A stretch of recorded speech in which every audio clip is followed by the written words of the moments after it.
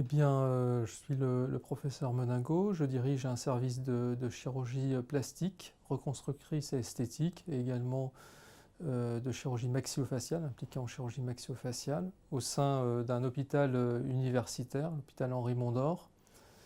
Et j'ai plusieurs rôles. Donc, tout d'abord, un rôle de soignant moi-même. J'opère tous les jours.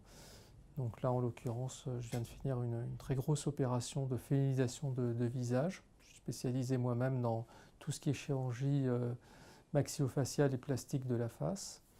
J'ai un rôle d'enseignant, puisque c'est un hôpital universitaire, donc nous recevons des internes.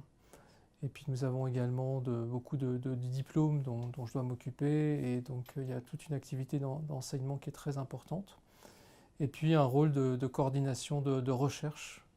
Donc dans différents domaines, je dois organiser la recherche dans le service. Moi, j'ai beaucoup été impliqué il y a quelques années dans les greffes de visage, puisque dans ce service, à l'époque, avec le professeur Lantieri, on en avait réalisé 7. Et on continue à les suivre pour certaines dans ce service. Donc il y a toujours une recherche qui continue. Et sinon, sur le plan du soin, je m'occupe de beaucoup de choses, et notamment actuellement de féminisation de visage pour des transsexuels ou des non-transsexuels, des femmes qui ont l'air un peu masculines et qui ont besoin d'une féminisation. Et puis de toutes sortes de chirurgies réparatrices suite à des accidents, des traumatismes, et aussi de la chirurgie esthétique. Moi, j'ai toujours pensé que les deux allaient de pair, que si on voulait être performant en chirurgie esthétique, il fallait dominer la chirurgie réparatrice, et réciproquement. Il y a de très bonnes idées qui nous viennent de la chirurgie esthétique, voire même de la médecine esthétique, et qu'on peut appliquer à des patients qui ont besoin d'une chirurgie réparatrice suite à un accident. Donc je pense que pour progresser, il faut vraiment, c'est comme un homme qui marche, qui a besoin de 2 jambes, il faut vraiment s'exercer sur les deux.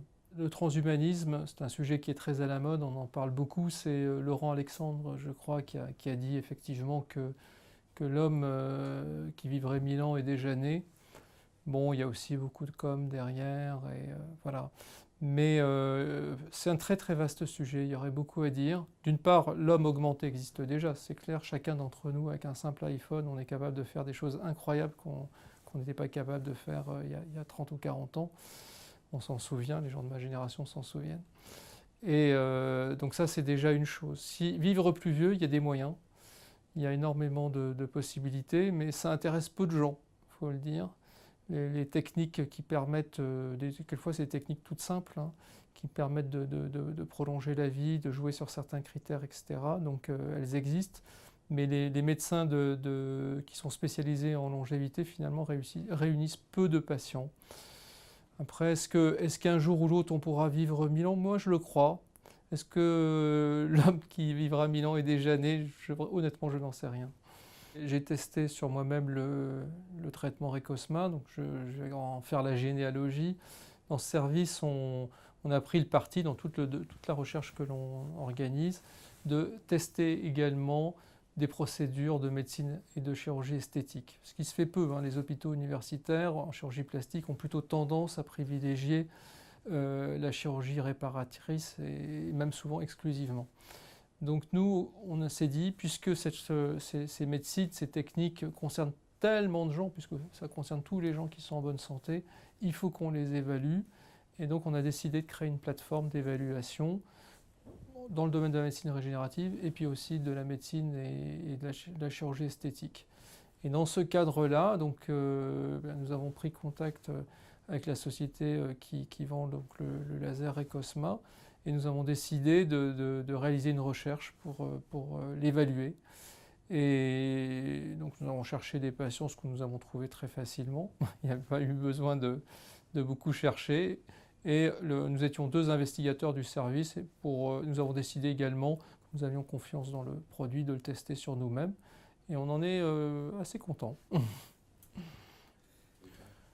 Bon, je ne suis pas dans mon rôle de faire de la publicité pour un appareil ou pour un autre, mais oui, en tout cas moi j'ai eu des compliments, on m'a fait beaucoup de compliments sur mon apparence physique suite à ce traitement. Donc oui, je l'ai testé 2 fois.